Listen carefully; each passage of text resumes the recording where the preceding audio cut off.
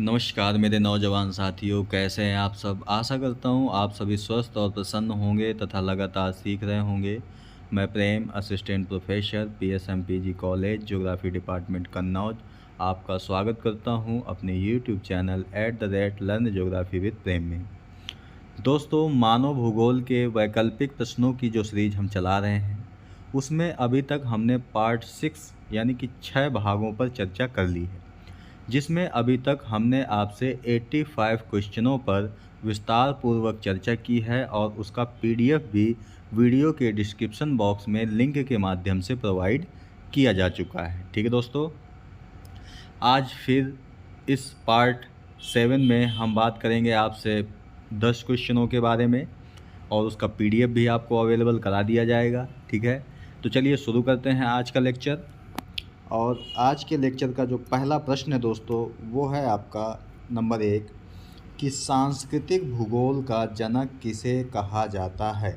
ठीक है, यहाँ पर दोस्तों आपके दो शब्द हैं, सांस्कृतिक भूगोल और जनक। ठीक है, तो संस्कृति का मतलब क्या होता है?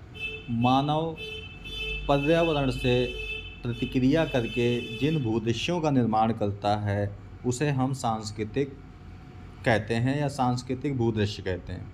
जैसे एक तरफ पर्यावरण है, दूसरी तरफ मानव है, इन दोनों के मध्य क्रिया प्रतिक्रिया चलती है और इनका जो रिजल्ट निकल के आता है वो आपकी सांस्कृतिक होता है। ठीक है, भूगोल आपको पता ही है कि यह किसी भी भौगोलिक तत्व का स्थान और समय के संदर्भ में अध्ययन करने वाला शास्त्र है। ठीक है, तो अब यहाँ पे पूछा जा रहा है कि सांस्कृतिक भूगोल के जनक कौन हैं। AC कॉल्बी, Carlo shower, RJ prayer, W Zelensky. तो दोस्तों जो कार्ल ओ शावर हैं आपके, वो आपके सांस्कृतिक भूगोल के जनक कहलाते हैं। ठीक है, अगर हम कार्लो शावर की बात करें तो ये संभववाद के समर्थक हैं। ठीक है, और इन्होंने मॉर्फोलॉजी, ये पुस्तक का नाम दोस्तों आप याद रखेंगे, इनकी पुस्तक का नाम है मॉर्फोलॉजी ऑफ लैंडस्केप। ठीक है, ये पुस्तक है। इनकी दूसरी पुस्तक है दोस्तों कल्चरल लैंडस्केप। ठीक है, तो ये दोनों पुस्तकें आपको याद रखनी है। तो इसका जो सही आंसर है वो बी है। चलते हैं अब दूसरे क्वेश्चन की ओर। ठीक है, सांस्कृतिक भूदृश्य, सांस्कृतिक परिदृश्य या भूदृश्य, ठीक है, एक ही चीज़ है। सांस्कृतिक परिदृश्य की अवधारणा को विकसित किया था किसने? ठीक है, the concept of cultural landscape, अभी दोस्तों आपको ऊपर ही बताया है कि मॉर्फोलॉजी ऑफ लैंडस्केप और कल्चरल लैंडस्केप की जो अवधारणा है वो किसने दी थी? तो वो दी थी कार्ल ओ शावर महोदय ने। ठीक है, तो इसका जो सही आंसर है वो आपका है डी नंबर। रेड जेल के बारे में पता है आपको कि इन्हें मानव भूगोल का पिता कहा जाता है। ठीक है, इन्होंने एंथ्रोपोजियोग्राफी पुस्तक लिखी थी। इन्हें ये जो थे नियतिवाद के प्रतिपादक माने जाते हैं। ठीक है, तो ये चार चीज़ें आपको, 3-4 चीज़ें जो हैं वो रेड जेल के बारे में आपको याद रखनी है। इसके बाद दोस्तों जो अगला क्वेश्चन है, तीसरा नंबर, कि सांस्कृतिक चूल्हा की अवधारणा किसके द्वारा दी गई थी? सांस्कृतिक चूल्हा यानी the concept of cultural hearth, ये शब्द आपको याद रखना है। इंग्लिश में इसे कहते हैं कल्चरल हर्थ और हिंदी में कहते हैं सांस्कृतिक चूल्हा, की अवधारणा को किसने दिया था? ठीक है, तो दोस्तों इसका जो सही आंसर है वो है कार्लो शावर महोदय ने। ठीक है, तो अब आपको कार्लो शावर के बारे में काफ़ी सारी चीज़ें जानकारी मिल चुकी है। इन्हें सांस्कृतिक भूगोल का पिता कहा जाता है। इन्होंने कल्चरल हर्थ की अवधारणा दी है। इन्होंने कल्चरल लैंडस्केप की अवधारणा दी है। इन्होंने मॉर्फोलॉजी ऑफ लैंडस्केप पुस्तक भी लिखी थी। ठीक है, तो ये भी आपको याद रखना है। और दोस्तों जो जेलेंस्की हैं, इनकी एक पुस्तक है जो पूछी जाती है आपसे, प्रोलॉग टू पॉपुलेशन ज्योग्राफी। ठीक है, क्या नाम है इसका? Prologue to population geography. इनकी पुस्तक का नाम है जेलेंस्की महोदय की। तो ये आपको याद रखना है, ठीक है। और अगर हंटिंगटन महोदय की बात करें तो इनकी एक पुस्तक है climate and civilization. Climate and civilization इनकी पुस्तक का नाम है, ठीक है दोस्तों। चौथा क्वेश्चन है आपका। चौथा क्वेश्चन का मतलब है दोस्तों कि 89 नंबर का क्वेश्चन है, ठीक है। निम्नलिखित क्षेत्रों में से किस एक को सांस्कृतिक एकरूपता की विशेषता वाले एक भौगोलिक क्षेत्र के रूप में परिभाषित किया गया है, ठीक है। क्या है क्वेश्चन आपका कि सांस्कृतिक एकरूपता की विशेषता वाले एक भौगोलिक क्षेत्र के रूप में किस क्षेत्र को परिभाषित किया गया है। Which one of the following regions is defined as a contiguous geographical areas characterized by cultural homogeneity, ठीक है। तो कौन सा ऐसा क्षेत्र हो सकता है? जनसंख्या क्षेत्र, भौगोलिक क्षेत्र, सांस्कृतिक क्षेत्र या औद्योगिक क्षेत्र। जो दोस्तों इसका सही आंसर है वो नंबर है सी, सांस्कृतिक क्षेत्र को परिभाषित किया गया है, ठीक है। तो इसका आंसर आपका सॉरी दोस्तों, यहाँ पे आंसर आपका ए नहीं होगा, सी होगा। तो ये आपको याद रखना है, ठीक है। इसके बाद पांचवा क्वेश्चन है, यानी कि आपका 90 नंबर का क्वेश्चन है कि भूगोल में सांस्कृतिक परिवर्तन के लिए उत्तरदायी रहा है। यानी कि जो सांस्कृतिक परिवर्तन है वो किसके लिए, किस चीज़ के लिए उत्तरदायी रहा है। The cultural turn in geography has been responsible for, यानी कि दोस्तों जो सांस्कृतिक परिवर्तन है इसकी वजह से क्या परिवर्तन हुआ है आपको ये बताना है, ठीक है। तो पहला क्वेश्चन है कि सामाजिक और सांस्कृतिक भूगोल को एक दूसरे के करीब लाया है। यानी कि जो सांस्कृतिक परिवर्तन हुआ है भूगोल में उसने सामाजिक और सांस्कृतिक भूगोल को एक दूसरे के करीब लाया है। सामाजिक भूगोल ने सांस्कृतिक भूगोल की जगह ले ली है। सामाजिक और सांस्कृतिक भूगोल के मध्य कोई संबंध नहीं रह गया है। यह सामाजिक भूगोल के महत्व को कम कर दिया है, ठीक है। तो इसका दोस्तों जो सही आंसर है वो है सामाजिक और सांस्कृतिक भूगोल को एक दूसरे के करीब ले आया है। यानी कि जो सांस्कृतिक भूगोल में परिवर्तन हुए हैं उसकी वजह से सामाजिक और सांस्कृतिक भूगोल एक दूसरे के करीब आ गए हैं, ठीक है। तो ए नंबर आपका सही आंसर है। इसके बाद दोस्तों छठवां नंबर कि निम्नलिखित में से कौन सा क्षेत्रफल विस्तार में सबसे बड़ा तत्व है। आपको याद रखना है कि क्षेत्रफल विस्तार में कौन सबसे बड़ा है। कहने का मतलब है कि छोटा, उससे बड़ा, फिर उससे बड़ा, फिर उससे बड़ा, फिर उससे बड़ा। तो पूछ रहा है कि क्षेत्रफल में सबसे बड़ा कौन है, तो जाहिर सी बात है ये वाला तत्व होगा। तो वही हमें यहाँ पर देखना है कि कौन तत्व सबसे ज़्यादा बड़ा होता है। Which one of the following is the largest entity in areal extent. Cultural region सबसे बड़ा होता है कि सांस्कृतिक भूदृश्य सबसे बड़ा होता है कि कल्चरल सांस्कृतिक परिमंडल सबसे बड़ा होता है या सांस्कृतिक बिंदु सबसे बड़ा होता है, ठीक है। तो दोस्तों जो सही आंसर है इसका वो है आपका सी नंबर, यानी जो कल्चरल रील्स यानी कि सांस्कृतिक परिमंडल होते हैं वो आपके सबसे बड़े होते हैं, ठीक है। तो इसका जो सही आंसर है वो सी है। अब दोस्तों एक क्वेश्चन आपको और तैयार कर लेना चाहिए कि अगर हम आरोही क्रम की बात करें, आरोही क्रम हिंदी में, ठीक है, और इंग्लिश में होता है ये असेंडिंग ऑर्डर। तो ये आपको याद रखना है।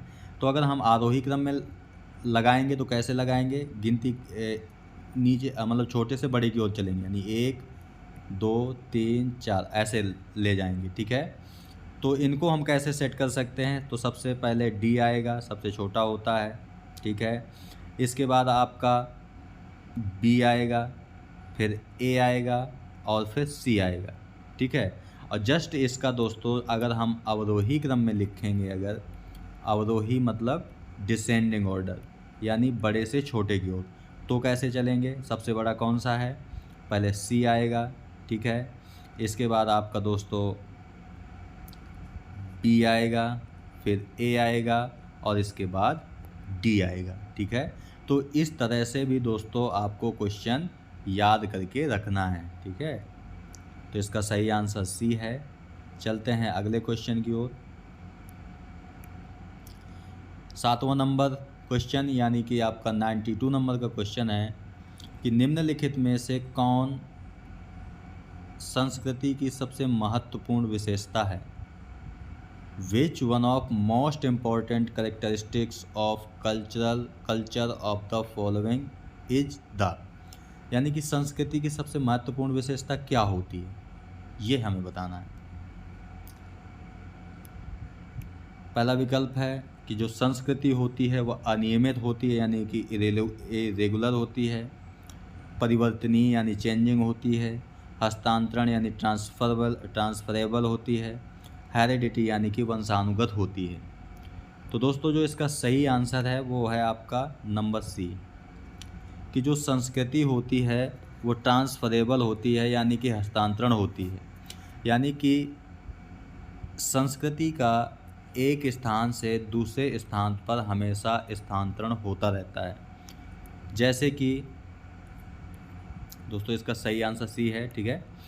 जैसे कि मान लीजिए कि एक व्यक्ति ए स्थान पर रहता है और एक व्यक्ति बी स्थान पर रहता है, तो जब ए स्थान वाला व्यक्ति बी स्थान पर जाएगा तो वो केवल व्यक्ति भर नहीं जाएगा, उसके साथ उसका रहन सहन, उसके खान पान, उसकी वेशभूषा, उसकी भाषा, उसका धर्म, ये सब चीज़ें भी जाएंगी। और वो जिस स्थान पर रहेगा, यानी कि जब वो बी स्थान पर एक लंबे समय तक रहेगा तो वो अपने आसपास के लोगों को भी प्रभावित करेगा, ठीक है।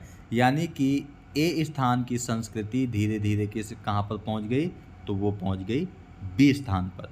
उसी प्रकार अगर बी स्थान वाला व्यक्ति ए स्थान पर आकर रहता है तो उसके साथ भी बी स्थान वाली संस्कृति ए स्थान पर आएंगी और ए स्थान के लोग इस संस्कृति को अपने आप में धारण करने लगेंगे। इसलिए जो संस्कृति होती है उसकी सबसे महत्वपूर्ण विशेषता होती है कि उसमें हस्तांतरण होता रहता है, ठीक है।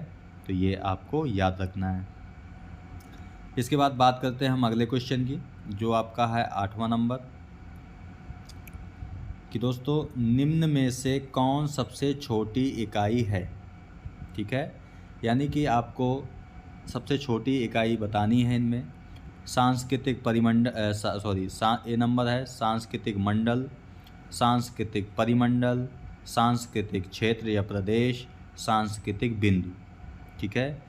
तो अगर इसमें आप सबसे छोटी इकाई की बात करेंगे तो हमने 7वें क्वेश्चन पर भी चर्चा की थी आपसे कि सबसे जो छोटा होता है वो सांस्कृतिक बिंदु होता है, यानी कि पॉइंट होता है, यानी कि सही विकल्प इसका डी नंबर है, ठीक है।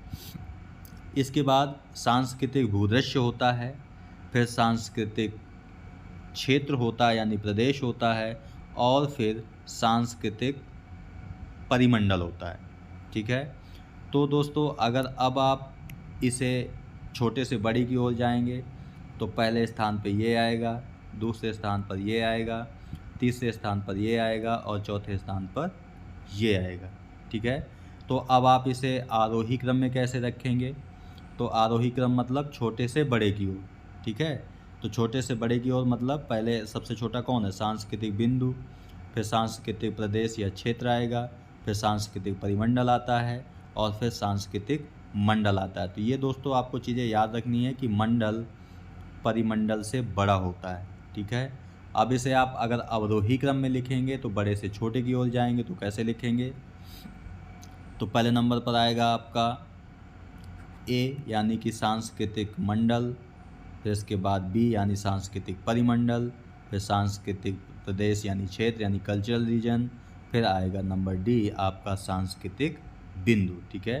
तो इनका आपको आरोही और अवरोही क्रम लगातार याद रखना है, क्योंकि इस प्रकार के प्रश्न आपसे लगातार पूछ लिए जाते हैं, ठीक है। इसके बाद है 9 नंबर दोस्तों क्वेश्चन,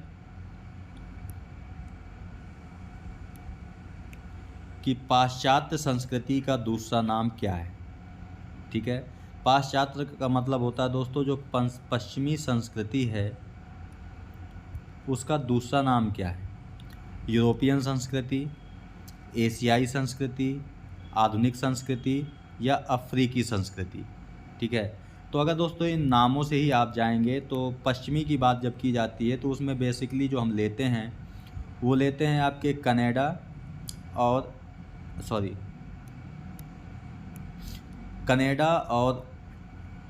अमेरिका को लेते हैं। ठीक है, दो ऐसे ये क्षेत्र हैं जिसे हम पश्चिमी संस्कृति के अंतर्गत लेते हैं। तो पश्चिमी संस्कृति में आपकी पश्चिमी संस्कृति को दूसरा नाम जो दिया जाता है उसे हम कहते हैं आधुनिक संस्कृति। ठीक है, आप अगर हॉलीवुड की मूवी देखते हैं तो उसमें दिखाया जाता है पश्चिमी संस्कृति के तत्वों को दिखाया जाता है, उनका रहन सहन, उनका खान पान, उनकी भाषा, उनका धर्म हमसे कितना अलग है। ठीक है, आधुनिक संस्कृति के जो लोग हैं ये बहुत ही ओपन माइंडेड होते हैं, यानी कि छोटी छोटी बातों पर ये लड़ते झगड़ते नहीं हैं। और कहने का मतलब ये है कि ये बहुत नैरो सोच वाले नहीं होते, ये बहुत विस्तार पूर्वक सोचते हैं। ठीक है, तो इसका जो सही आंसर है वो नंबर सी है। ठीक है, तो ये आपको याद रखना है। इसके बाद दोस्तों आज का जो क्वेश्चन है वो लास्ट क्वेश्चन है, तो इसे भी आप देख लीजिए कि सांस्कृतिक पैटर्न की धारा किसके द्वारा प्रतिपादित की जाती है या किसके द्वारा प्रतिपादित की गई थी। ठीक है, क्या नाम है, सांस्कृतिक पैटर्न, यानी कि the concept of cultural pattern is propounded bye. सांस्कृतिक पैटर्न की अवधारणा किसके द्वारा दी गई थी। कार्लो सावर के द्वारा, रिस्ले महोदय के द्वारा, रुथ बेनेडिक्ट के द्वारा या J.H. हट्टन के द्वारा। तो जो ये दोस्तों सांस्कृतिक पैटर्न की जो धारणा दी गई थी ये दी गई थी रुथ बेनेडिक्ट के द्वारा। तो ये भी आपको याद रखना, यानी कि जो इसका सही आंसर है वो आपका है नंबर सी है। ठीक है, सांस्कृतिक पैटर्न की अवधारणा। अब आज हमने आपसे 4 पैटर्नों के बारे में बात की है या 4 अवधारणाओं के बारे में बात की है कि सांस्कृतिक भूगोल के जनक किसे कहते हैं, तो कार्लो सावर को। सांस्कृतिक भूदृश्य की अवधारणा किसने दी, तो कार्लो सावर ने दी थी। कल्चरल हर्थ यानी कि सांस्कृतिक चूल्हा की अवधारणा किसने दी थी, तो वो कार्लो सावर ने दी थी। और यहाँ पर है कि सांस्कृतिक पैटर्न की अवधारणा किसने दी थी, तो वो दी थी रुथ बेनेडिक्ट महोदय ने दी थी। ठीक है, तो ये आपको याद रखना है। ठीक है दोस्तों, तो दोस्तों आज की वीडियो में यहीं तक। आज हमने आपसे 10 क्वेश्चनों पर चर्चा की है। ठीक है, और काफ़ी विस्तार पूर्वक बताने की कोशिश की है।